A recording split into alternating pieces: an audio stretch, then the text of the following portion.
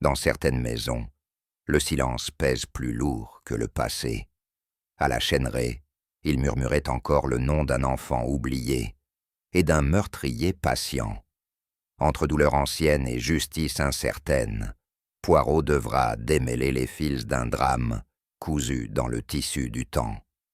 Avant de commencer, dis-moi en commentaire, d'où écoutes-tu cette histoire et quelle heure est-il chez toi?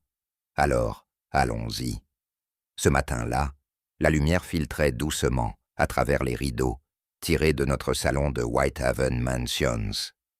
Je sirotais tranquillement mon thé, feuilletant distraitement la Times, pendant que Poirot, déjà parfaitement mis, impeccablement coiffé et cravaté, se concentrait sur la disposition symétrique de ses toasts grillés.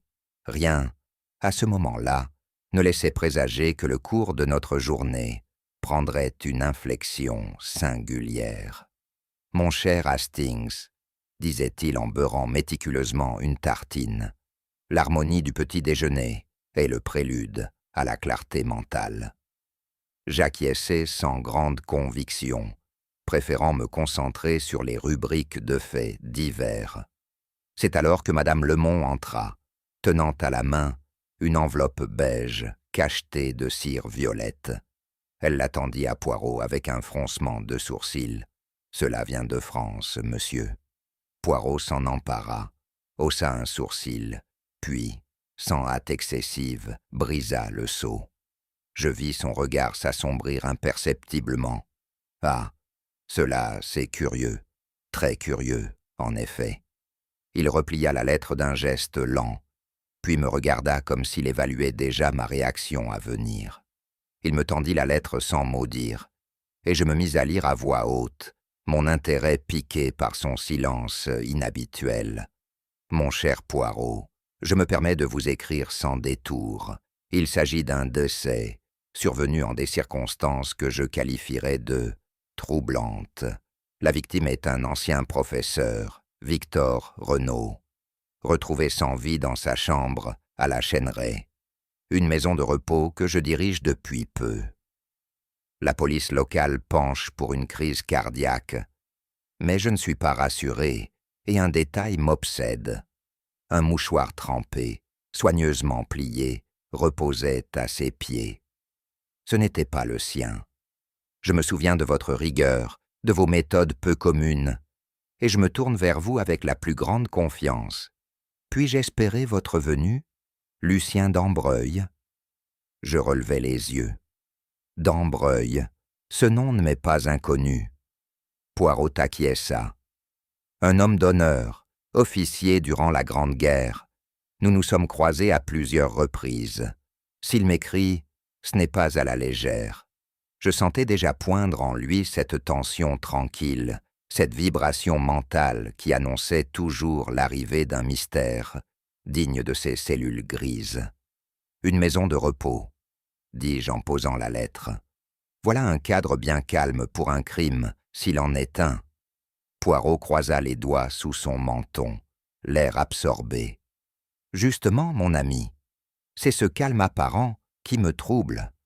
Un lieu clos, chargé d'un passé commun, une victime âgée, un mouchoir humide, c'est presque trop théâtral. Je fronçai les sourcils. Le mouchoir. Vous pensez qu'il a été laissé volontairement? Je ne pense rien encore, dit-il avec lenteur. Mais un mouchoir imbibé de larmes, soigneusement plié, n'est pas le fruit du hasard.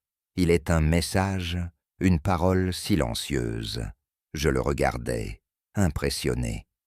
Vous partez déjà dans vos spéculations. Il sourit légèrement. Non, Hastings, je ne spécule pas, je m'étonne. Et lorsque je m'étonne, il me faut vérifier. C'est une loi de la logique. Il se leva, repoussa doucement sa chaise et ajouta « Il est temps de faire ma valise. Nous partons pour la Chêneraie. » Je poussai un soupir, déjà résigné à ce que nos paisibles journées londoniennes soient à nouveau bouleversées par le mystère. Alors qu'il enfilait ses gants de cuir, Poirot s'arrêta net devant la fenêtre. Victor Renaud, ce nom m'agace, Hastings. Il m'échappe comme une bouffée de parfum entrevue dans un rêve. Vous l'avez déjà rencontré? Non, ou peut-être que si. Ce n'est pas le visage qui me revient, mais l'atmosphère. Quelque chose de rigide, de disciplinaire, une autorité qui écrase. Je ne répondis pas. Il avait ce regard lointain qu'il adoptait lorsque les pièces d'un puzzle invisible commençaient à bouger dans son esprit. Et puis ce nom, Renaud, je l'ai lu quelque part, dans un rapport ancien. Une affaire classée, peut-être un pensionnat. Vous pensez qu'il y aurait un lien avec la Chêneraie? Il haussa les épaules. Le hasard, mon ami, est souvent le masque de l'intention. Il faut aller voir, écouter, sentir. Je ne pouvais que m'incliner. Lorsque Poirot pressentait une dissonance, elle finissait invariablement par révéler une vérité cachée. Nous étions à peine rentrés du club que Poirot dictait déjà à Mrs. Lemon les dernières instructions pour notre absence. Il ne laissait rien au hasard. Une valise suffit, Hastings, une seule. Inutile d'emporter vos romans d'aventure militaire. Ils ne nous seront d'aucun secours. Je fis la moue, mais me tus. Et votre revolver? Demandai-je avec un soupçon de malice. Mon cher, je n'affronte pas les fantômes du passé avec des balles, mais avec la lumière de la vérité. Le taxi nous attendait déjà. En chemin, Poirot demeura pensif, les yeux mi-clos. Je n'osais le déranger. Enfin, il murmura. La souffrance du passé ne s'efface jamais complètement. Elle se dissimule, se tait, mais elle reste là, en attente. Je frissonnais, sans savoir pourquoi. Vous pensez qu'il s'agit d'un meurtre lié à un événement ancien? Il tourna lentement la tête vers moi. Je pense, Hastings, que nous allons bientôt entrer dans une maison où le passé n'a jamais été pardonné, et où peut-être il vient de se venger. Dans le compartiment du train, alors que le paysage défilait sous un ciel gris d'automne, Poirot sortit un petit carnet et y nota, en lettres nettes, « Hervé, mouchoir brodé, larmes fraîches. » Pourquoi? Je jetai un œil discret sur ces annotations. Ces initiales, Hervé, ne correspondent pas à Victor Renaud. Précisément. Ce détail est trop visible pour être innocent. Qui laisse un mouchoir brodé sur une scène de crime? Pas un assassin désinvolte, en tout cas. Et s'il s'agissait d'une mise en scène, il opina, ou d'un aveu, silencieux. Mais pour l'instant, nous ne savons rien. Il faut écouter les murs de cette maison, observer les regards, lire entre les silences. Il referma son carnet, croisa les bras. Hastings, méfiez-vous des évidences. Ce sont elles qui dissimulent le mieux les blessures profondes. Je me tus, regardant les arbres qui s'inclinaient sous le vent. Un pressentiment s'insinuait en moi, diffus mais tenace. Cette affaire ne serait pas de celles que l'on résout par simple logique. Il y aurait des larmes, et peut-être des regrets. Le fiacre nous déposa devant un portail de fer forgé dont les battants fatigués grincèrent sous la main du cocher. Derrière lui s'élevait la Chêneraie, une bâtisse imposante, d'un gris sépulcral que les ans n'avaient ni attendri ni embelli. Jadis, pensionnat religieux pour garçons, elle servait désormais de maison de repos privée, à mi-chemin entre le sanatorium de luxe et la prison de mémoire. Poirot, fidèle à lui-même, ajusta ses manchettes et contempla longuement la façade. « Voilà une maison, » dit-il doucement, qui ne plaisante pas avec la discipline. Je réprimais un frisson, sans savoir si c'était la pierre nue, l'air humide ou autre chose. Un pressentiment, peut-être. Nous fûmes conduits à l'intérieur par une infirmière, à l'allure droite, presque militaire. Le silence des lieux n'était pas celui du repos. Il avait la texture du non-dit. Les longs couloirs fleuraient la cire ancienne et l'amertume. Il n'y avait pas de rire, pas même de radio, seulement des portes fermées. Poirot marchait lentement, comme s'il attendait que les murs chuchotent quelque chose. Nous sommes dans un endroit où les souvenirs n'ont pas été effacés, Hastings. Ils ont simplement été enfermés. Nous fûmes introduits dans un bureau sobre, orné de reliures austères et d'un crucifix ancien accroché au mur. Le colonel d'Ambreuil nous attendait, raide dans son fauteuil, son uniforme civil trop ajusté, trahissant un corps encore soumis à la rigueur. Poirot, merci d'être venu, dit-il d'une voix basse, presque coupable. Ils échangèrent une poignée de main brève, mais empreinte de respect ancien. Moi, je le détaillais, une mâchoire crispée, des doigts qui ne cessaient de tripoter un stylo. Ce n'était pas le deuil que je lisais sur son visage, mais une inquiétude plus sourde. « Je n'ai pas alerté la police », poursuivit-il. « Le médecin a conclu à un arrêt cardiaque. Mais ce mouchoir, je n'arrive pas à m'en défaire. Ce n'est pas un simple oubli. Et Victor Renaud, il est mort paisiblement, selon toute apparence, assis sur son fauteuil, la tête inclinée, comme s'il s'était endormi. » Poirot hocha lentement la tête, puis demanda. « Et les pensionnaires? Ils l'ont tous connu, jadis. C'était leur directeur. » Un silence. Poirot cligna des yeux. « Alors nous allons devoir interroger les mémoires. Et Dieu sait qu'elles sont parfois les pires menteuses. » À peine sortis du bureau, nous croisâmes 2 hommes âgés dans le couloir. Leurs regards se détournèrent aussitôt, comme mus par une habitude ancienne. Je ne pus m'empêcher de noter leur ressemblance vestimentaire. Costumes ternes, peignoirs sombres, et cette manière de marcher à petits pas, comme s'ils ne voulaient y réveiller personne, même en plein jour. Ils semblent apeurés, soufflai-je. Non, Hastings, pas apeurés, conditionnés. À mesure que nous avancions, d'autres visages apparaissaient. Un homme à la barbe blanche qui marmonnait seul dans un coin, un autre qui ajustait sans fin les plis de sa couverture sur ses genoux.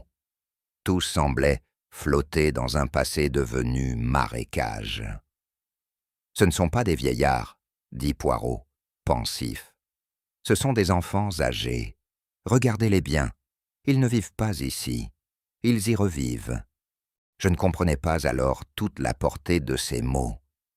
Mais je sentais, dans la moquette usée, dans les cadres jaunis, dans les regards baissés, une sourde tension, comme si chacun de ces pensionnaires craignait que quelque chose ou quelqu'un ressurgisse et que ce ne fût pas encore assez loin. Nous pénétrâmes dans la chambre de Victor Renaud, un lieu propre, rigide, presque impersonnel. Les meubles étaient disposés avec une symétrie militaire. Lit impeccable, fauteuil en cuir, table de chevet sans photo. Seule une horloge ancienne battait le temps d'un tic-tac régulier, presque oppressant. Poirot ne toucha à rien, mais ses yeux passaient d'un objet à l'autre comme des projecteurs silencieux. « Voilà une pièce qui ne ment pas, » murmura-t-il. « Tout est à sa place. Sauf le cœur. » Je m'approchai du fauteuil. Un coussin encore affaissé, une couverture pliée sur l'accoudoir. Rien de suspect à première vue. Mais sur la petite table, un verre à moitié plein et un livre ouvert à la page 146. Poirot s'agenouilla près du fauteuil et examina le tapis. Et ici, voyez, une empreinte légère d'humidité, en forme de pli. Il se redressa. « C'est ici qu'on a trouvé le mouchoir. Quelqu'un s'est agenouillé là. Pas pour tuer, Hastings, pour pleurer. » Je frissonnais malgré moi. Vous pensez à un crime passionnel. Je pense à un chagrin. Et souvent, le chagrin cache une colère ancienne.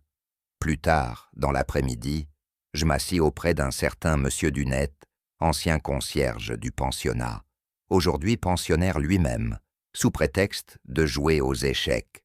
« Victor Renaud, dis-je négligemment en avançant un pion. Il devait être très estimé. Il leva les yeux, surpris, puis referma les paupières un instant.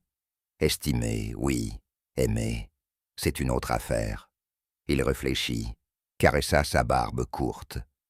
Il ne frappait pas comme les autres, mais il savait humilier, d'un mot, d'un silence. Il avait ce don-là, je le poussais doucement. Certains l'admiraient tout de même. Les plus brillants, oui, et ceux qui savaient en plaire. Mais pour les autres, il était la peur incarnée. Je rapportais ses propos à Poirot. Il acquiesça lentement. Ce type d'homme laisse derrière lui deux choses, Hastings, du respect figé et du ressentiment fossilisé. Il tapota son front. Et dans cette maison, les deux se sont côtoyés trop longtemps pour ne pas exploser un jour. Au crépuscule, alors que nous longions l'aile ouest, Poirot s'arrêta subitement. Il posa une main sur la tapisserie, vieille et défraîchie, comme s'il écoutait un murmure. Les souvenirs, Hastings, sont comme les insectes. Ils se nichent dans les recoins, attendent l'humidité. Je le regardais, déconcerté. Il y a quelque chose, ici, dans ces murs, une tension, une accumulation. Ces pensionnaires ne sont pas venus ici par hasard. Ce lieu, voyez-vous, est une fin de cercle. Un lieu de repos? Non, un lieu de retour. Il s'éloigna lentement, sans ajouter un mot. Et pour la première fois depuis notre arrivée, j'eus le sentiment que la maison nous observait. Le soir tomba, avec une soudaineté presque théâtrale. Un orage gronda au loin, sans fracas, mais avec une régularité oppressante. Poirot demanda au colonel Dambreuil de réunir tout le personnel. « Personne ne doit quitter les lieux », dit-il d'un ton calme. « Pas une visite, pas un courrier, sans mon approbation. »« Mais enfin, » protesta une infirmière, « ce n'est pas une prison. »« Non, madame, c'est un théâtre. » Et le rideau vient de se lever. Je fus saisi d'un malaise indéfinissable. « Vous croyez vraiment qu'il y a un meurtrier parmi nous ?» Il me regarda avec cette fixité douce que je connaissais si bien. « Non, Hastings, il y a une douleur qui n'a jamais été avouée, et elle réclame, enfin, un témoin. » Le lendemain matin, nous retournâmes à la chambre du défunt pour une inspection plus méticuleuse. Il y régnait une atmosphère feutrée, presque sacrée. Rien ne semblait déplacé, rien ne trahissait le moindre affrontement. La couverture, sur le lit, restait soigneusement rabattue. La fenêtre entrebâillée laissait filtrer un filet d'air tiède. Le secrétaire, fermé à clé, ne portait aucune trace d'effraction. Même la penderie, impeccablement ordonnée, respirait une habitude de discipline presque militaire. Poirot s'attarda longuement près du fauteuil, les yeux plissés. « Pas de marque de lutte, » dit-il à mi-voix. « Pas d'objet renversé. Tout indique un départ paisible. » Je hochai la tête. « Un arrêt du cœur, alors ?» Il secoua lentement la tête. « Trop paisible, mon ami, trop parfait. Cela sent la mise en scène. » Il se pencha, observa un coussin sur le sol. « Et ceci, voyez, il n'est pas tombé. Il a été placé. » Pour donner une impression de désordre maîtrisé, je commençais à percevoir cette subtile dissonance que Poirot traque avec tant de précision. Quelque chose clochait, mais ce n'était pas dans le visible, c'était dans ce qu'on avait trop bien rangé. Poirot se redressa soudain, puis s'approcha de la table de chevet où l'on avait déposé les effets du défunt. Parmi eux, un papier froissé, jauni, dont l'encre, bien que partiellement effacée, restait lisible. Il le prit entre deux doigts, avec précaution. « C'était dans sa main, » dit Dambreuil derrière nous, serré entre ses doigts, comme s'il avait voulu le détruire mais n'en avait pas eu la force. Je lus lentement les mots tracés. « Vous n'avez jamais payé. » Un frisson me parcourut l'échine. Une menace? Une accusation? Poirot observe le papier de plus près. L'écriture est nerveuse, l'encre récente, et le ton n'est pas celui d'un tueur ordinaire. Il désigna un coin du papier. Pas de signature, aucune trace d'identité. Cela me fait penser à un message, adressé à la conscience, plus qu'au corps. Je le regardais, perplexe. Vous pensez que la victime savait de qui cela venait? Je le crois, oui. Sinon il aurait appelé. Il aurait réagi. Mais il a lu, et il s'est tu. Poirot replia le papier avec soin. Un fantôme est revenu lui parler, et il n'a rien dit pour le chasser. À quelques pas du fauteuil, sur le tapis, reposait un mouchoir en tissu épais, de ceux qu'on ne fabrique plus depuis longtemps. Brodé d'un fil bleu délicat, il portait les lettres R, V, discrètes, mais parfaitement lisibles. Et surtout, il était humide. Poirot s'accroupit lentement, effleurant le bord du tissu sans le toucher. Vous voyez, Hastings, il n'est pas tombé. Il a été déposé, aligné avec soin, comme une offrande. Je me penchai à mon tour, pris d'un étrange malaise. Il est chargé. Je ne saurais dire pourquoi. Parce qu'il parle, mon ami. Il parle mieux que les mots. Il dit « J'étais là, j'ai pleuré, et je ne me cache pas. » Poirot se releva avec une lenteur réfléchie. Ce mouchoir n'est pas une trace laissée par inadvertance. C'est une signature, une confession même. Alors pourquoi ne pas le garder? Pourquoi le laisser ici? Parce qu'il fallait que quelqu'un comprenne, que quelqu'un le lise, non pas avec les yeux, mais avec la mémoire. Je demeurai silencieux, observant ce simple carré de tissu, devenu soudain plus lourd qu'un revolver. Il portait en lui une histoire. Restait à savoir laquelle. Nous questionnâmes les infirmières, le personnel d'entretien, même le médecin de garde. Personne n'avait jamais vu ce mouchoir auparavant. Il ne figurait dans aucune liste des faits personnels de Victor Renaud, ni parmi les affaires oubliées des pensionnaires. Poirot interrogea même le service de blanchisserie, qui nia à avoir traité un tel article. Il n'appartenait pas à la victime, conclut-il, et personne ici ne le revendique. Peut-être un visiteur?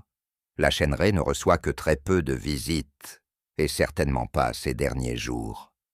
Poirot tapota pensivement ses lèvres. Ce mouchoir Hastings vient d'un autre temps. Regardez la broderie, la qualité du lin.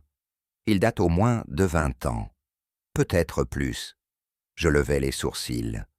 Vous pensez qu'il a été conservé pendant tout ce temps pour être déposé ici? Il hocha la tête, grave. Exactement. Et cela change tout. Ce n'est pas un objet abandonné. C'est un objet ramené. À cet instant, je compris que nous n'étions pas simplement face à un crime. Nous étions face à une mémoire qui venait réclamer justice.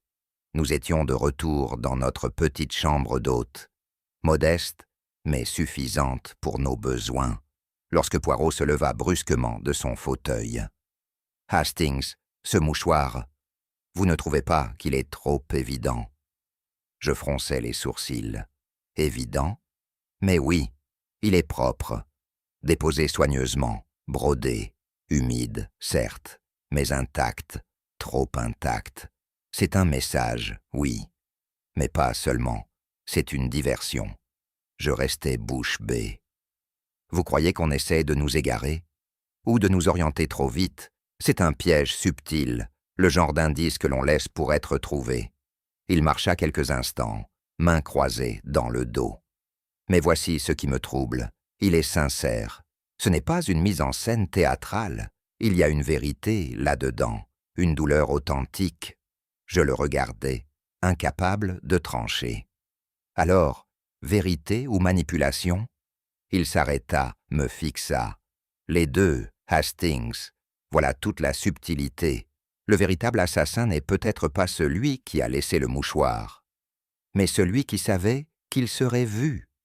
Et dans son regard, je sentis qu'une intuition venait de naître, pas encore claire, mais vivace. Sur l'initiative de Poirot, tous les pensionnaires furent conviés au salon de lecture. Un espace austère, aux fauteuils usés et aux murs tapissés de livres oubliés. L'ambiance était celle d'un parloir, où nul ne savait exactement pourquoi il était convoqué, mais chacun redoutait d'en découvrir la raison. Poirot, debout près de la cheminée éteinte, ne prononça presque aucun mot. Il se contenta d'observer, longtemps. Moi, je notais les mouvements des uns et des autres. Un regard fuyant ici, un soupir appuyé là. Monsieur Dunay, le concierge d'autrefois, triturait nerveusement un vieux trousseau de clés. Charles Valin s'adossait au dossier, les bras croisés, comme s'il n'attendait rien de bon. André Roulet, immobile, avait le regard figé dans le vide. Jean-Marc Laferrière, lui, semblait absent, perdu dans la contemplation d'une plante verte au rebord de la fenêtre. Poirot hocha imperceptiblement la tête. « Voilà », murmura-t-il en se tournant vers moi. « Tout est là, ce que chacun cache, et surtout ce que personne ne veut réveiller. » Puis, calmement, il congédia l'assemblée, un sourire poli aux lèvres, mais je sus, à sa posture, que les hostilités venaient de commencer. L'après-midi même, je m'approchai de Charles Valin, que j'avais aperçu s'isolant sur la terrasse. Il tenait à la main un verre de quelque chose d'ambre, à l'odeur fortement alcoolisée. « Vous êtes bien silencieux, monsieur Valin, » dis-je d'un ton engageant. Le silence, capitaine, est une denrée rare dans un endroit comme celui-ci. Ici, tout le monde parle, mais personne n'écoute. Il avait la voix rauque, cassée, et le regard perçant d'un homme trop lucide pour son propre bien. « Vous connaissiez bien monsieur Renaud ?» Il éclata d'un rire bref, sans joie. « Bien le connaître ? C'est une drôle d'idée. Disons que je l'ai subie, comme tant d'autres. » Il porta le verre à ses lèvres, puis ajouta. « Renaud l'avait un don, vous savez, celui de vous faire croire que vous ne valiez rien. Il appelait ça la discipline. Moi, j'appelle ça de la cruauté méthodique. » Je notais sa rancune, ouverte, assumée. Il ne faisait rien pour la dissimuler. Et pourtant, il n'avait pas l'air d'un homme enragé, mais plutôt d'un survivant blessé. Quand je rapportais ses propos à Poirot, il sourit doucement. Voilà un homme qui dit tout, et peut-être, justement, pas l'essentiel. Le lendemain matin, Charles Valin vint de lui-même vers Poirot, un sourire narquois aux lèvres. « Alors, monsieur le détective, vous voulez savoir qui a pleuré sur le cadavre du bon vieux Renaud ? » « Peut-être, » répondit Poirot avec calme, « mais ce que je veux surtout savoir, c'est pourquoi vous semblez si à l'aise avec sa mort. » Valin haussa les épaules. « Parce que certains hommes méritent de mourir seuls. Vous auriez vu ce qu'il a fait de nous, autrefois. Des enfants terrorisés, des talents étouffés. » Poirot, imperturbable, reprit.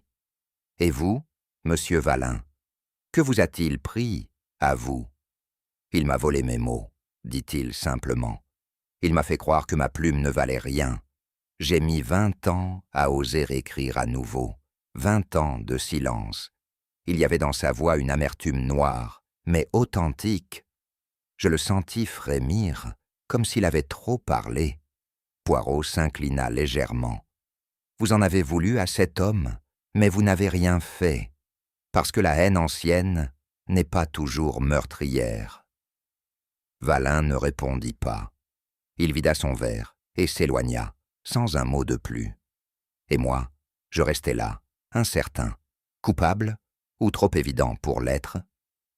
Notre entretien avec André Roulet fut des plus singuliers.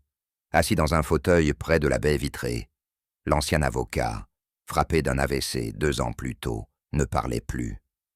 Mais ses yeux, eux, parlaient avec intensité. Poirot s'installa face à lui, le salua avec une déférence discrète, puis lui adressa quelques questions simples. « Vous connaissiez Victor Renaud. Était-ce un homme juste ?» Le regard de Roulette se détourna. « L'avez-vous revu souvent depuis votre arrivée à la Chêneraie ?» Cette fois, ses paupières battirent lentement. 1, 2 fois. Poirot continua, sans jamais forcer. Il posa sur la table devant lui une copie du mouchoir, brodé R.V.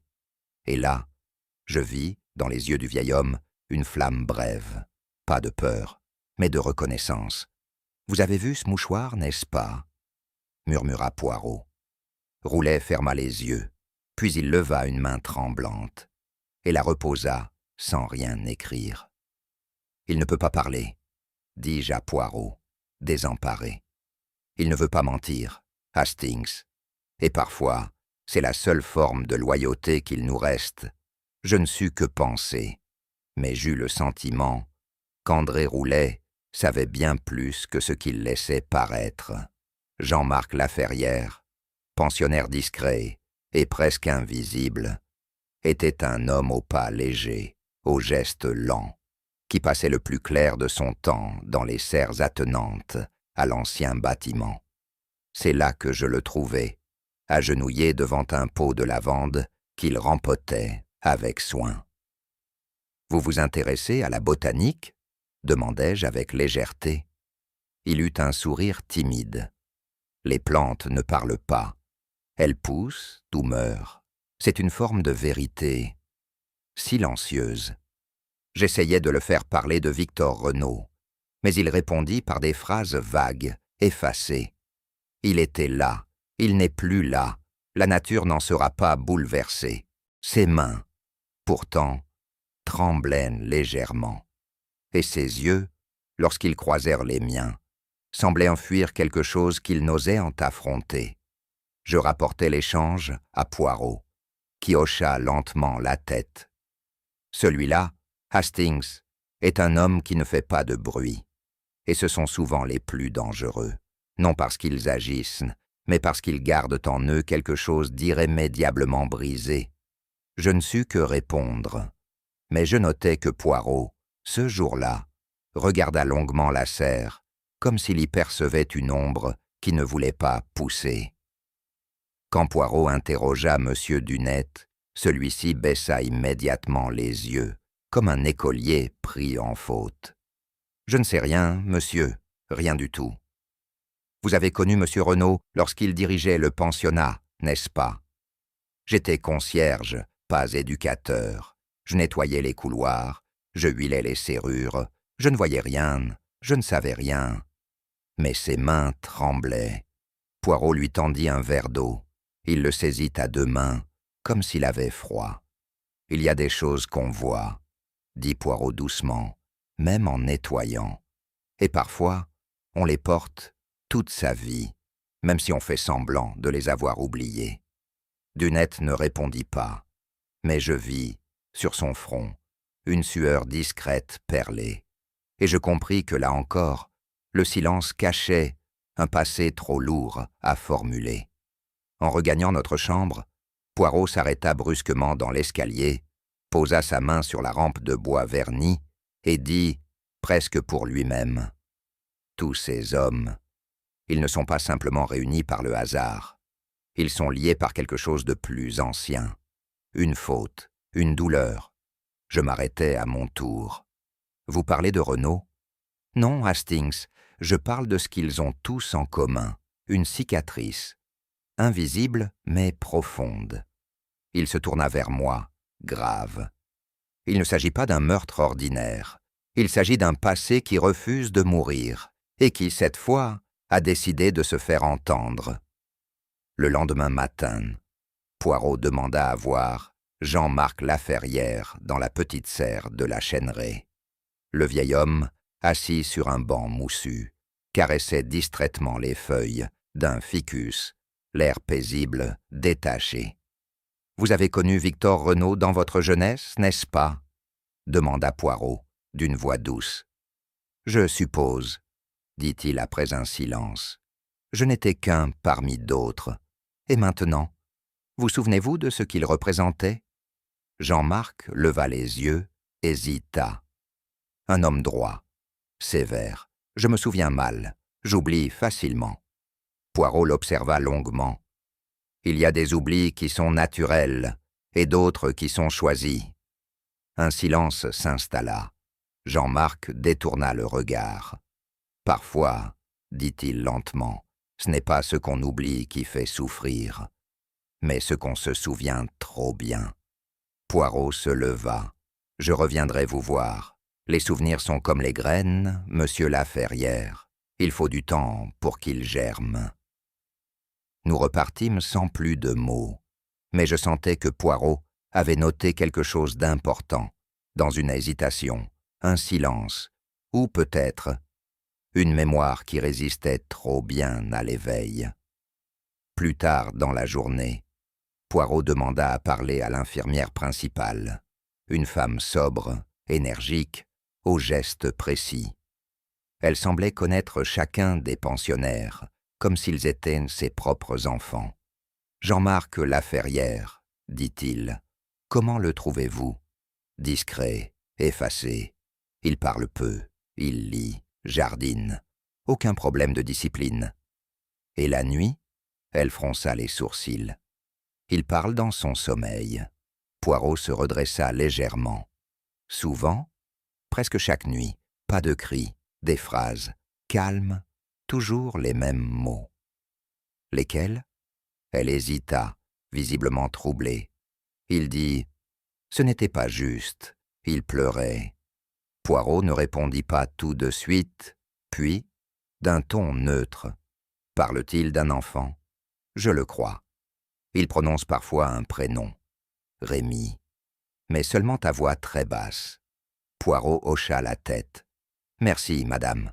Vos observations sont précieuses. » En sortant, il murmura. « Le sommeil ne ment pas, Hastings. Il parle quand le jour se tait. Et ce qu'il révèle parfois vaut tous les aveux du monde. » Cette nuit-là, à la demande discrète de Poirot, je me postai dans le couloir qui longeait la chambre de Jean-Marc. Assis sur une chaise, enveloppé dans un châle prêté par l'infirmière, je luttais contre l'assoupissement. Peu après 2 heures, un son me parvint, faible mais clair. Une voix rauque, étouffée, émergeait de la pièce. Je tendis l'oreille. Il pleurait. C'était pas juste. Il pleurait. Le ton n'était ni agité, ni menaçant. C'était celui d'un enfant endeuillé. Puis un silence, un souffle. Et de nouveau, il n'a rien dit. Il a laissé faire. Je restais immobile, glacé. La voix se tut. Je notais chaque mot dans mon carnet, mon cœur battant. Le lendemain matin, je rapportai tout à Poirot. Il écouta en silence, puis ferma les yeux. « Il pleurait, » dit-il en écho. « Cette répétition n'est pas anodine. Ce ne sont pas les pleurs de celui qui tue, mais de celui qui regarde mourir. » Je frissonnais. « Et Rémi ?» Poirot posa une main sur mon épaule. « Il faut retrouver Rémi, pas en chair, peut-être, mais en souvenir. Car c'est lui, Hastings, qui semble encore hanter cette maison. » Ce matin-là, Charles Valin ne se présenta pas au petit déjeuner, ni au jardin, ni à la salle de lecture. L'infirmière, inquiète, déclara qu'il n'était pas dans sa chambre. Le colonel d'Ambreuil, consulté d'urgence, ordonna qu'on fouille les dépendances. On ne trouva rien. « Un départ précipité, » dit Poirot, « et non autorisé. Vous pensez qu'il fuit? Soit il a peur qu'on le désigne coupable, soit il croit l'être devenu. » Je sentis une montée de tension chez les pensionnaires. Plusieurs chuchotaient dans les couloirs. L'un d'eux affirma l'avoir vu sortir par le jardin à l'aube, une valise à la main. Poirot hocha la tête. Voilà qui complique les choses, ou les éclaire. Il faut comprendre pourquoi Charles fuit, et ce qu'il pense fuir. Il ajouta, pensif, « Ce n'est pas l'assassin qui me préoccupe, mais celui qui se croit capable de l'être. Et Charles Valin est un homme qui s'accuse plus vite qu'il ne se défend. » Son ton n'était pas inquiet, il était attentif, et je compris qu'une nouvelle pièce du puzzle venait d'être posée, peut-être une fausse, peut-être une clé. Ce ne fut qu'à minuit, passé, que Charles Valin reparut, titubant, le visage marqué par l'alcool et l'épuisement. On l'avait trouvé près de la grille du parc, effondré sur un banc, une bouteille vide dans la poche de son manteau. « Je n'ai tué personne », balbutia-t-il alors qu'on l'aidait à rentrer. « Mais parfois j'aurais voulu. » Le colonel d'Ambreuil fulminait. Moi je voyais en Valin un homme ravagé, non par la haine, mais par la honte. Poirot l'attendait, calme, dans le salon. Il ne dit rien, ne posa pas de questions. Il lui tendit simplement un verre d'eau. Pourquoi avoir fui? Parce que je ne supportais plus l'idée de le voir, même mort, parce qu'il a tué plus d'âme que de corps, parce que j'ai vu ce mouchoir et que j'ai cru que c'était moi. Mais ce n'était pas vous. Non, mais j'aurais voulu que ce le soit. Et ça, c'est pire. Poirot le regarda longuement. Vous êtes coupable d'un crime que vous n'avez pas commis, et vous le portez comme une croix. Valin pleura, de vraies larmes, et je compris cette nuit-là que parfois la souffrance est si ancienne qu'on la confond avec la faute.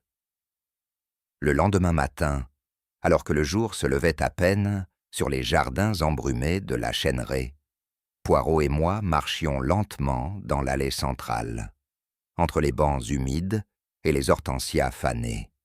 « Ce que vous avez entendu, Hastings, cette nuit, c'est une confession. » Mais il n'a rien dit de concret, pas de nom, pas de geste, parce que le crime véritable n'est pas encore celui que vous croyez. Il y a eu une mort. Oui, mais la racine, elle est ailleurs. Il s'arrêta devant la serre, observa les vitres embuées. Jean-Marc murmure le nom de Rémy dans son sommeil. Il parle de larmes et d'injustice. Valin s'accuse d'avoir voulu tuer. Et Roulette se tait. Il se tourna vers moi. Vous savez ce qu'ils ont en commun, ces hommes? Leur passé ici, bien sûr. Plus que cela, une culpabilité muette. Et vous savez, mon ami, la culpabilité ne dort jamais.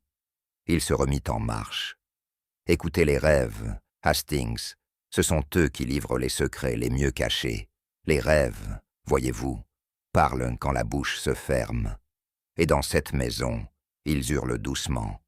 Ce fut au hasard d'une conversation avec l'infirmière-chef, alors que Poirot s'enquérait de quelques archives anciennes, que l'on nous remit une boîte de documents reliés à l'histoire de la Chêneraie, à l'époque où elle n'était encore qu'un pensionnat religieux.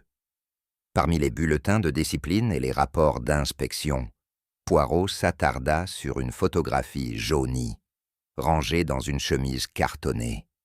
« Une classe de garçons », murmura-t-il, datée de 1924. Je me penchai à ses côtés.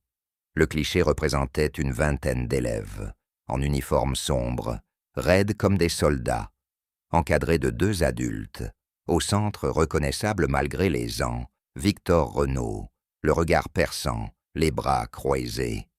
Mais ce n'était pas lui qui retint l'attention de Poirot. Regardez ici, Hastings. Un espace étrange entre 2 élèves.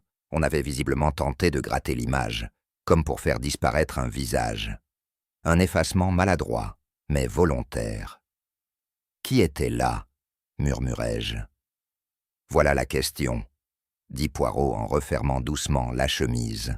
« Quand quelqu'un disparaît d'une photo, c'est qu'on veut l'effacer d'une mémoire.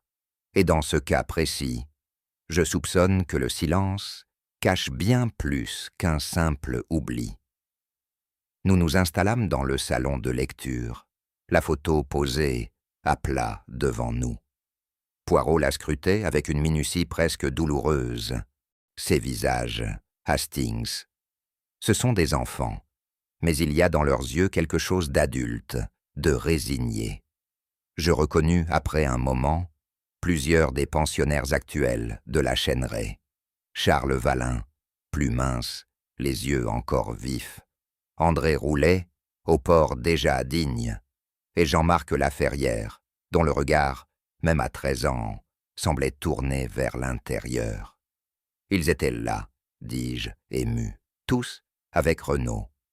Tous sauf un, corrigea Poirot, celui qu'on a effacé, celui dont l'absence hurle plus que tous les autres visages réunis.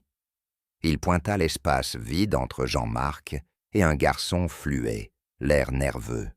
Et cette distance, voyez-vous, on ne laisse pas un vide comme celui-là au hasard. Il resta pensif un moment. Ces garçons ont partagé un drame, et ce drame a été soigneusement dissimulé. Je voulus protester, évoquer l'hypothèse d'un retrait pour raison disciplinaire ou d'un transfert. Mais Poirot m'interrompit d'un geste. « Non, Hastings, ce n'est pas un départ, c'est une disparition.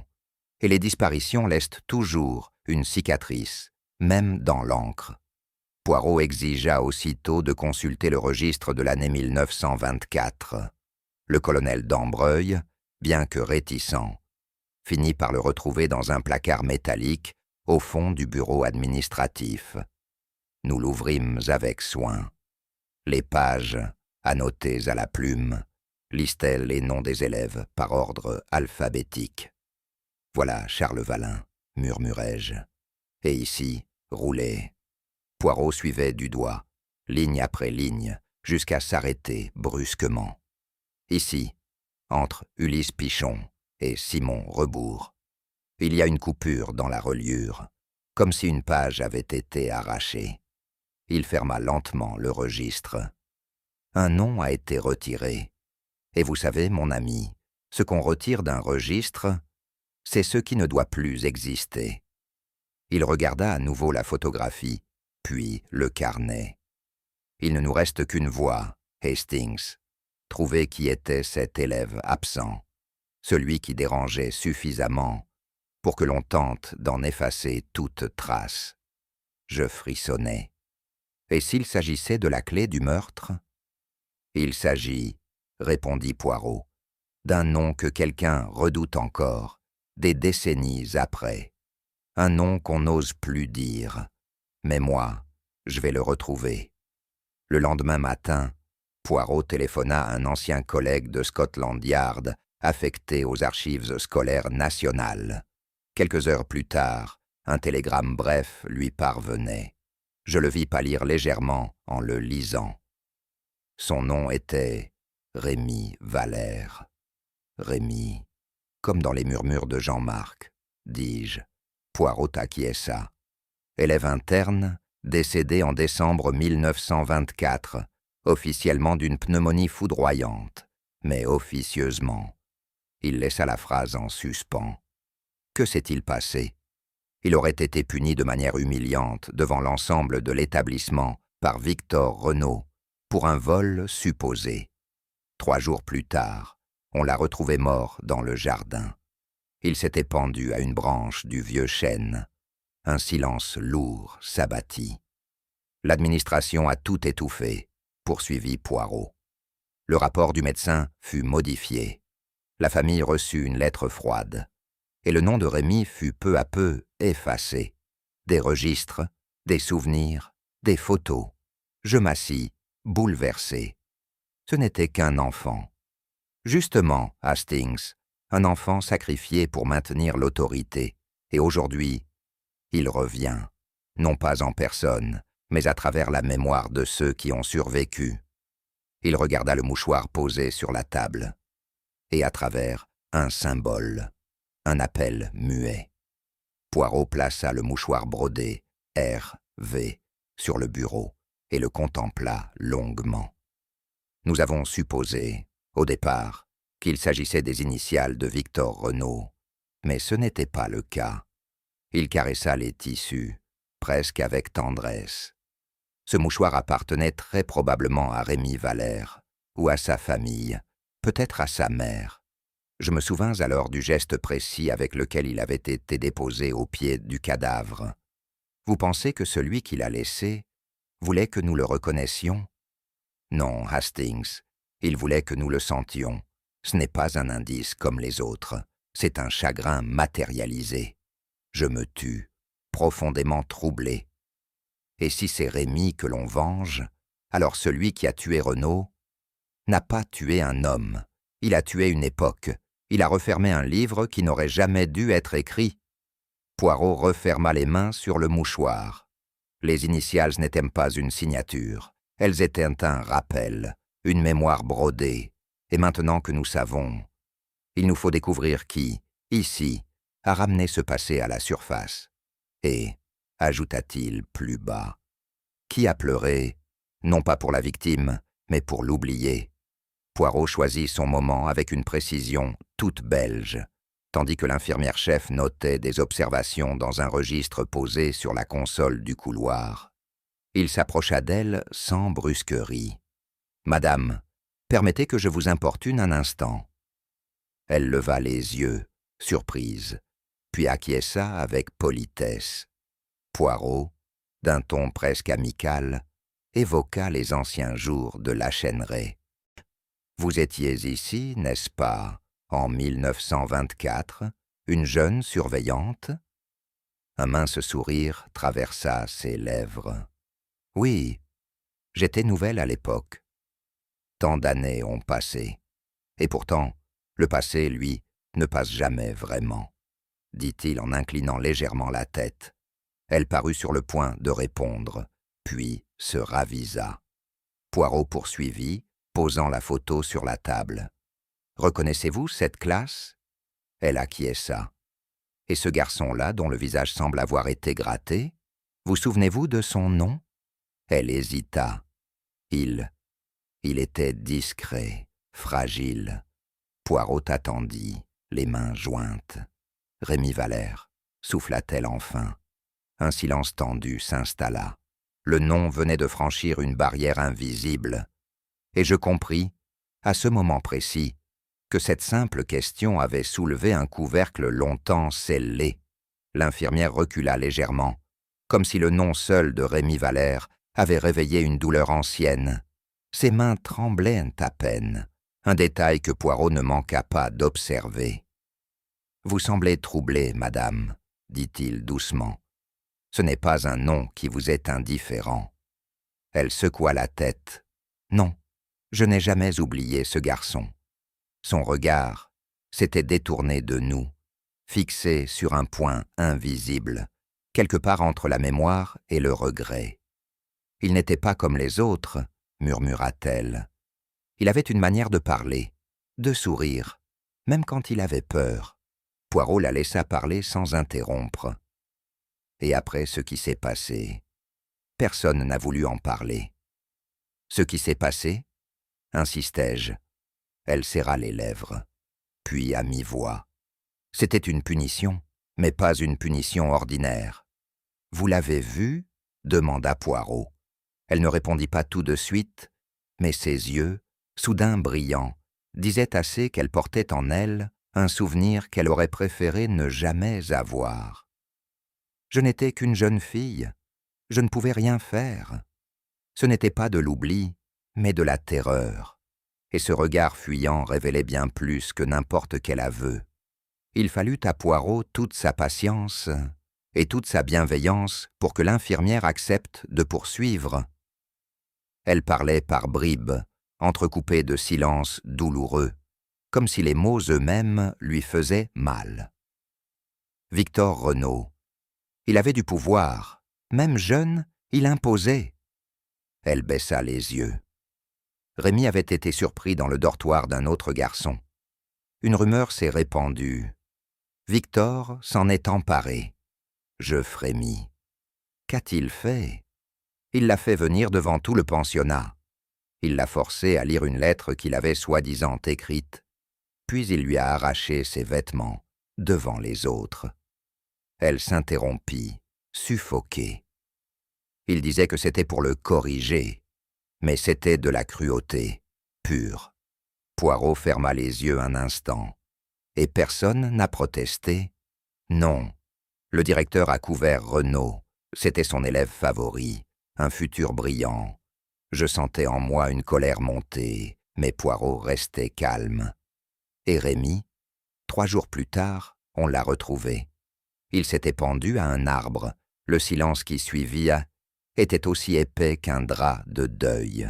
« Ce n'était pas une erreur, dit-elle.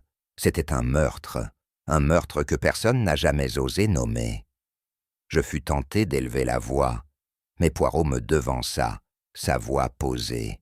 « Pourquoi n'avez-vous rien dit, madame ?» Elle le regarda, presque avec honte. J'ai essayé, j'ai rédigé une lettre pour l'évêque, mais avant même de l'envoyer, on m'a convoqué. Elle serra les poings. Le directeur m'a menacé. Il m'a dit que si je continuais, je perdrais ma place, qu'on dirait que c'est moi qui avais des penchants. Poirot hocha lentement la tête. Une inversion du soupçon, classique. J'avais 18 ans, monsieur, une orpheline, sans ressources. Je n'ai pas eu le courage. Sa voix se brisa. Et après, c'était trop tard. Tout le monde avait accepté la version officielle, la pneumonie, le silence. Elle nous regarda avec une intensité qui me troubla profondément. Je n'ai jamais oublié, mais j'ai appris à me taire, parce que dans ce monde, le silence protège les forts. Poirot posa doucement la main sur la table. « Ce que vous venez de faire, madame, c'est briser ce silence. Même tard, cela compte. » Elle détourna les yeux. « Vous croyez ?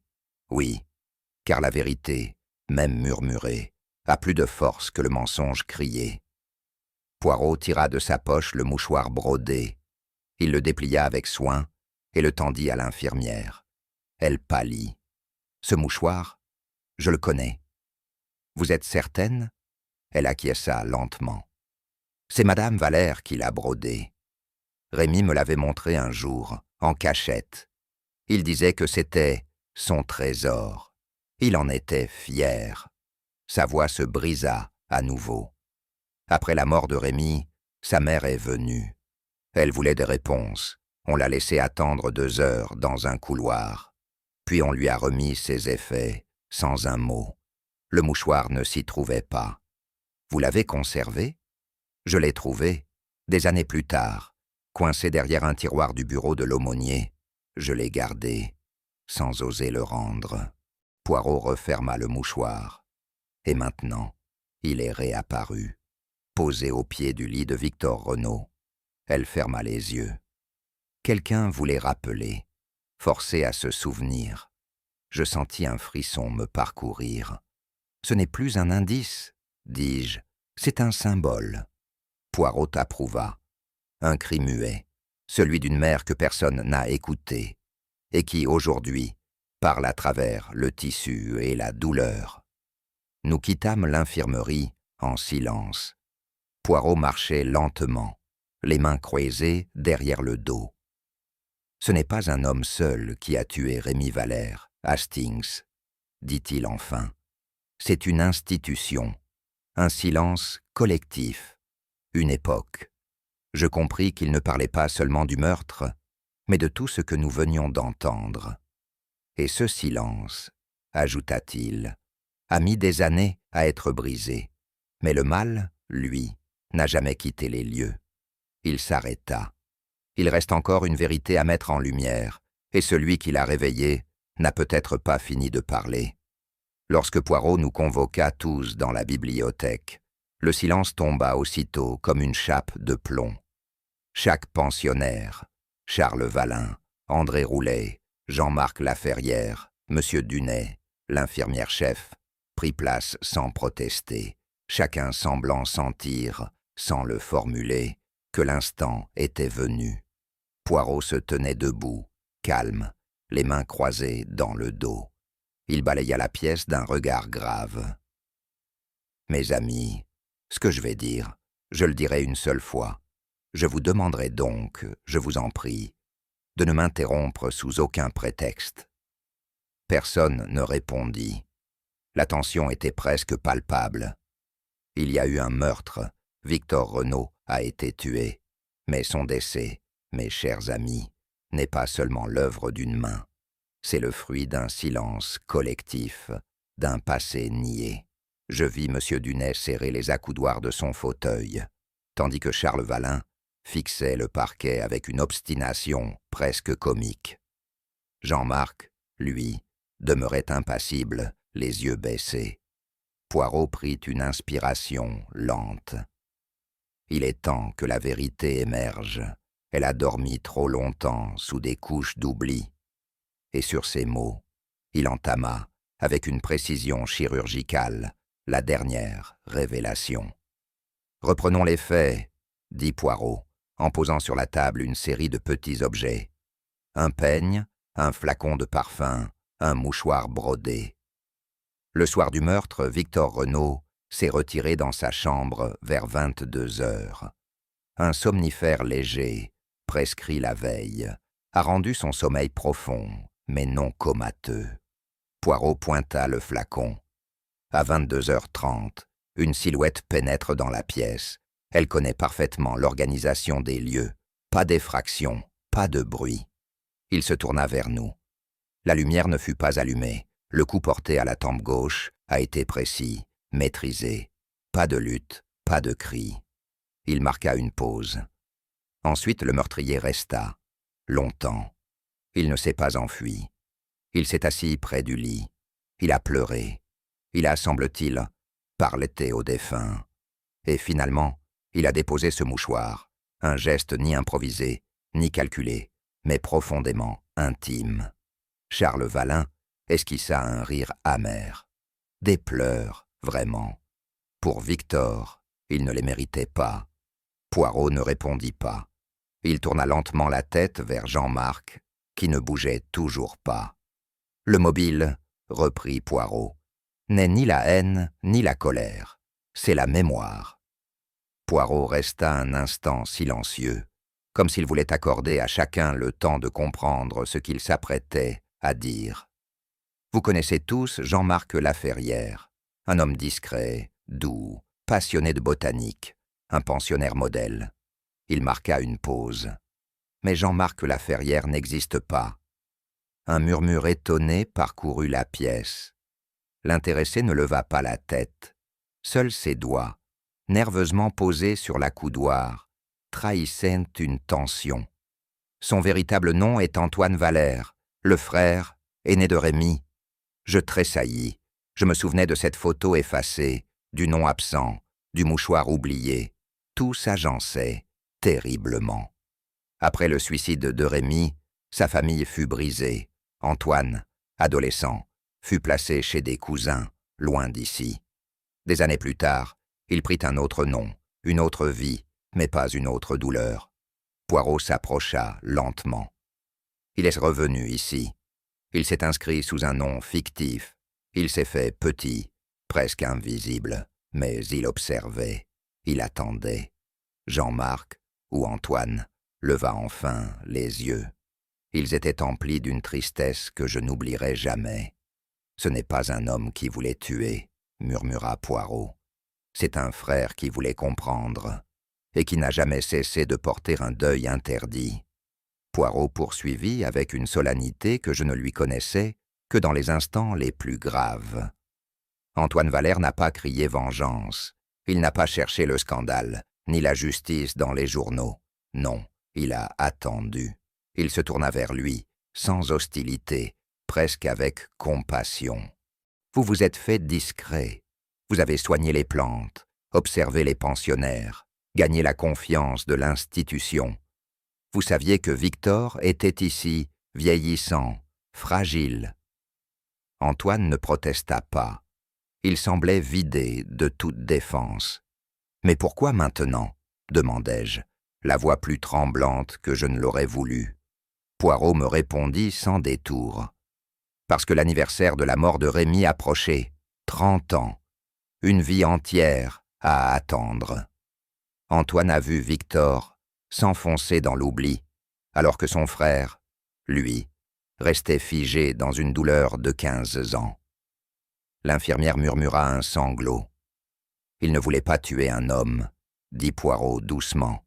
« Il voulait achever un cycle, fermer une plaie que personne n'avait osé penser. » Antoine se leva lentement.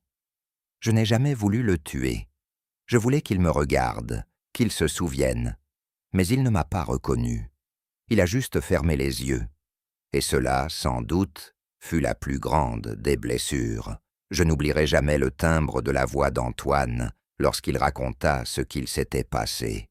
Il ne parlait pas pour se défendre, mais pour délier ce qui, en lui, était resté noué trop longtemps. Il dormait, paisiblement. J'ai attendu, assis sur la chaise. J'espérais qu'il se réveille, qu'il me voie. Sa voix tremblait. Mais il a simplement tourné la tête, comme pour fuir, même en rêve. Et alors, j'ai compris qu'il ne se souviendrait jamais. Il porta la main à son front. J'ai pris l'horloge de chevet. C'était un objet dérisoire, un choc sec. Il n'a pas crié. C'est moi qui ai pleuré. Poirot ne l'interrompait pas. Aucun de nous ne le fit. Même Valin semblait décontenancé. Je suis resté là, longtemps. Je lui ai parlé, comme si c'était Rémi, et pas lui, qui était couché là. Je me surpris à sentir mes propres yeux s'humidifier. Ce n'était pas un crime passionnel, ni une exécution. C'était un acte d'une douleur ancienne, retournée contre elle-même. Poirot, enfin, murmura. La justice demandera une réponse, mais le cœur, lui, comprend ce que la loi ne peut mesurer. Et ce fut, peut-être, le jugement le plus honnête que l'on puisse rendre. Poirot sortit une dernière fois le mouchoir brodé, le tenant avec autant de soin que s'il s'agissait d'un document sacré. « Vous l'avez laissé volontairement, n'est-ce pas ?» Antoine hocha la tête. C'était celui de Rémi, il l'aimait. Il disait que sa mère l'avait brodé juste avant son entrée à la Chêneraie. Un silence respectueux s'installa. Même Charles Valin, si prompt à la moquerie, baissa les yeux. Ce mouchoir, reprit Poirot, n'était pas un indice laissé à dessein. Ce n'était pas une signature, c'était un adieu, une offrande, comme on en dépose sur une tombe. Antoine murmura. Je voulais que quelqu'un le voie, qu'on se souvienne enfin de lui, que son nom revienne. Poirot le reposa sur la table. Et c'est ce qui s'est produit, grâce à vous. Je vis alors, dans le regard de l'infirmière, une lumière étrange, celle d'une douleur partagée, peut-être soulagée. Le crime reste, dit Poirot, mais tout crime porte en lui une vérité plus vaste que le seul acte. Et dans ce mouchoir, il n'y avait pas seulement un nom oublié, il y avait l'écho d'un amour fraternel qui n'avait jamais cessé d'exister. Lorsque la police arriva, Jean-Marc, ou plutôt Antoine Valère, ne montra ni trouble ni résistance. Il se leva avec une lenteur presque cérémonieuse, déposa son châle sur le dossier de la chaise et tendit les poignets sans un mot. Le calme de son visage ne trahissait ni peur ni orgueil, mais quelque chose de plus déconcertant encore, un apaisement. Je m'attendais à un dernier regard vers Poirot, un sursaut, un regret. Il n'en fut rien. Il ne jeta qu'un œil vers le mouchoir sur la table, le contempla comme on regarde un souvenir lointain, puis tourna la tête vers la fenêtre, où l'aube commençait à naître. « Vous ne dites rien ?» demanda le sergent avec une certaine rudesse, comme pour briser cette étrange tranquillité. « Que pourrais-je dire ?» répondit doucement Antoine. Ce qui devait être fait l'a été. Il suivit les agents sans protester. À aucun moment il ne réclama la pitié, ni ne chercha à plaider sa cause. Son silence n'était ni honte, ni défi. Il avait accompli ce qu'il croyait devoir faire, et à présent, il semblait se retirer d'un monde qui, depuis longtemps, l'avait déjà rejeté. Nous apprîmes dans les jours suivants que durant son interrogatoire, Antoine avait parlé avec une clarté saisissante. Il ne nia rien, ne minimisa rien, mais il ajouta une phrase que Poirot me rapporta et que je n'oublierai jamais.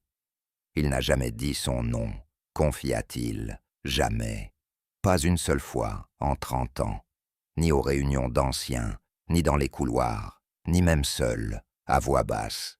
Rémi n'existait plus. Cette phrase, si simple en apparence, contenait une condamnation bien plus lourde que celle des tribunaux, car elle disait ce qu'aucune loi ne punit, le refus de mémoire, l'effacement volontaire. « J'aurais pu vivre sans vengeance, dit-il. mais pas sans reconnaissance. Il suffisait qu'il dise son nom, qu'il admette. Victor Renaud, selon les dossiers, n'avait jamais évoqué l'affaire. Il avait poursuivi sa vie avec cette capacité froide qu'ont certains à reléguer les fautes au fond des oubliettes morales. Il avait sans doute estimé que le passé ne méritait plus d'être nommé. Mais dans le cœur de celui qui reste, ce passé ne s'éteint pas. Il brûle.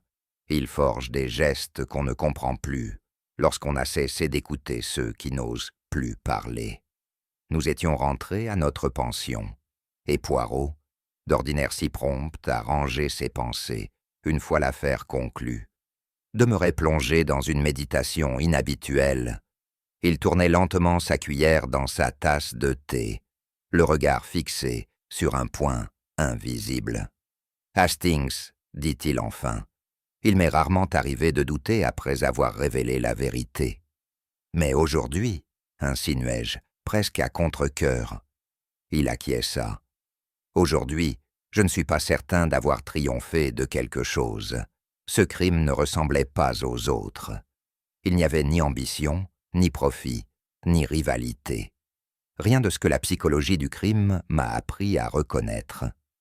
Il posa doucement la cuillère. Il y avait seulement la douleur, une douleur ancienne, silencieuse, qui avait grandi en secret comme une plante privée de lumière. Je le regardais avec étonnement. Il me semblait que Poirot, pour la première fois, hésitait à nommer le mal, comme si la frontière entre le coupable et la victime s'était brouillée. Et dans cette douleur, murmura-t-il, je n'ai perçu ni haine, ni rage, juste une fidélité, pathétique peut-être, mais d'une pureté que la justice ne saura jamais interpréter. Ce soir-là, alors que nous terminions notre promenade sous les derniers feuillages de l'automne, je me risquais à poser la question qui me hantait. Poirot, pensez-vous que la justice, dans ce cas, serve encore à quelque chose ? Il tourna vers moi un regard empreint d'une douceur inhabituelle. « Que voulez-vous dire, mon ami ?»« Eh bien, Antoine a tué, oui, mais il n'est ni cruel, ni fourbe. Il a attendu une vie entière pour un mot qui ne vint jamais. Est-ce qu'un homme comme lui mérite la prison comme les autres ?» Poirot ne répondit pas tout de suite. Il semblait peser chaque mot. « Hastings, la loi se doit d'être impartiale. Elle juge l'acte, non l'intention. Et pourtant votre question est juste, car il y a des meurtres où le bourreau fut d'abord une victime, où l'acte final n'est que le dernier cri d'un silence trop longtemps imposé. Il ramasse une feuille tombée. Je ne défendrai jamais le crime, mais je ne prétendrai plus que la justice suffit à tout réparer. Elle châtie, oui, mais elle n'apaise pas. Et dans son regard, pour la première fois, il y avait non pas le triomphe du raisonnement, mais le soupçon douloureux d'une vérité que l'intelligence ne console pas. Quelques jours plus tard, alors que nous quittions la Chêneraie, Poirot me souffla à mi-voix. « La justice, mon ami, doit passer. Elle est le fondement de l'ordre. Mais ce qu'aucun verdict ne pourra jamais effacer, c'est la faute originelle, celle d'un silence complice, d'un nom effacé, d'un garçon que l'on a laissé mourir 2 fois. Je ne trouvais rien à répondre, et tandis que les arbres s'éloignaient derrière nous, je compris que certaines vérités, même révélées, laissent derrière elles un vide que seule la mémoire fidèle peut habiter. Nous traversâmes une dernière fois les couloirs silencieux de la Chêneraie, Poirot et moi, chacun absorbé dans ses pensées. Il régnait dans l'air une étrange sensation de calme, non pas celui pesant, d'une affaire non résolue, mais un silence lavé, purifié presque, comme si un souffle ancien avait enfin cessé de geindre entre les murs. Les pensionnaires, moins bruyants que les jours précédents, semblaient marcher avec plus de lenteur, comme si une vérité, sans avoir été dite tout haut, avait infusé jusqu'au recoin de leurs habitudes. Aucun regard ne se détourna lorsque nous descendîmes l'escalier principal. Personne ne chuchota. C'était là, peut-être, une forme de respect ou de soulagement. Poirot ne parlait pas. Il ne pressait pas le pas, n'accélérait pas comme à son habitude une fois l'affaire résolue. Il observait, notait dans son esprit des détails que moi-même je n'aurais pu nommer. Il n'était pas triomphant, je le dirais même mélancolique, comme s'il quittait non un lieu d'enquête, mais un fragment d'humanité qu'il savait irrémédiablement blessé. Et tandis que nous approchions du bureau administratif, je le vis ralentir, comme attiré par un dernier objet, qu'il attendait en silence, posé sur le coin d'un meuble. Il était là, exactement là où nous l'avions laissé, le mouchoir brodé aux initiales RV, délicatement plié mais encore un peu froissé, comme s'il avait conservé la trace d'une main tremblante. Je m'apprêtais à le laisser derrière nous, persuadé que la police l'aurait déjà placé dans un scellé. Mais Poirot s'en approcha, et sans hâte, il le prit entre ses doigts. Il le déplia doucement, lentement, presque religieusement. Ses yeux se posèrent sur le tissu avec une intensité que je ne lui connaissais que dans les moments les plus graves. Puis, dans un geste d'une infinie délicatesse, il replia le mouchoir en suivant les plis déjà marqués, comme s'il refusait d'en altérer l'histoire. « Hastings, dit-il à voix basse, ce mouchoir n'est pas une preuve, ce n'est pas un aveu, c'est un talisman de douleur et de loyauté. » Il resta un moment immobile, le tissu dans la paume. Je compris qu'il n'y avait là ni superstition, ni emphase, mais un respect profond pour un symbole qu'aucun procès ne saurait traduire. « Il ne m'appartient pas, ajouta-t-il, comme pour lui-même.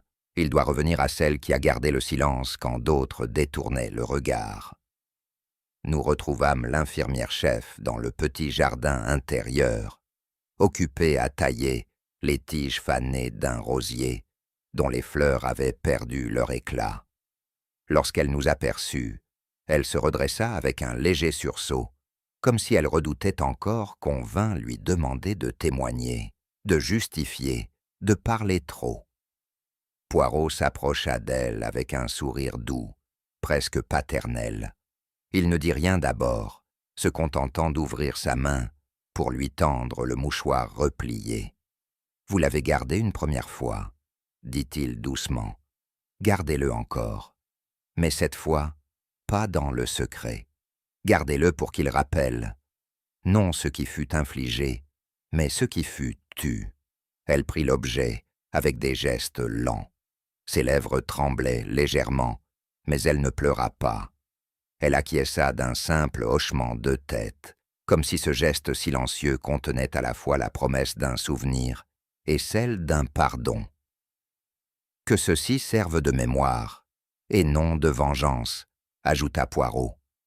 Et sans autre mot, il tourna les talons, me faisant signe de le suivre. Je compris alors que ce moment, à peine audible, était peut-être le plus fort de toute notre enquête. Non pas l'éclat d'une vérité révélée, mais la transmission tranquille d'une blessure confiée. Nous marchâmes longtemps, Poirot et moi, en direction de la gare. Il n'évoquait plus l'affaire, ne formulait plus de remarques, et moi-même, pour une fois, n'osais le rompre. Ce n'était pas du mutisme, non.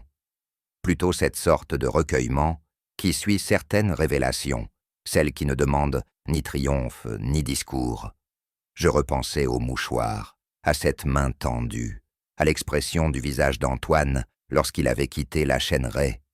Tout cela s'imprimait en moi, comme un rêve dont on ne parvient pas à se défaire. Et pourtant, rien n'avait été spectaculaire, aucun effet, aucune grandiloquence. Ce qui me troublait, au fond, c'était la sérénité de Poirot. Lui qui, d'habitude, clôt ses affaires avec une précision presque mathématique, semblait ici s'abandonner à un certain flou, comme si la vérité ne se mesurait plus seulement en indices, mais en souffrances partagées. « Hastings, dit-il finalement, Vous méditez? Oui, admis-je. Et je crois que pour une fois, je comprends sans tout comprendre. Il eut un léger sourire, sans joie. C'est peut-être cela, le propre des blessures anciennes, mon ami. Elles ne demandent pas qu'on les comprenne entièrement, mais qu'on les regarde sans détourner les yeux. Alors que le train quittait la campagne paisible, je regardais Poirot refermer les yeux, comme s'il cherchait le silence plus que le sommeil. Et je compris enfin que cette affaire n'avait pas été menée pour accuser ou sauver, mais pour rendre à une mémoire effacée le droit d'exister. Certaines vérités ne réclament ni éclat ni verdict. Elles attendent seulement qu'on les accueille avec respect. Et dans cette paix étrange, douce et grave, je sentis que la justice, cette fois, n'était pas dans la sentence, mais dans l'écoute accordée à un cœur longtemps oublié.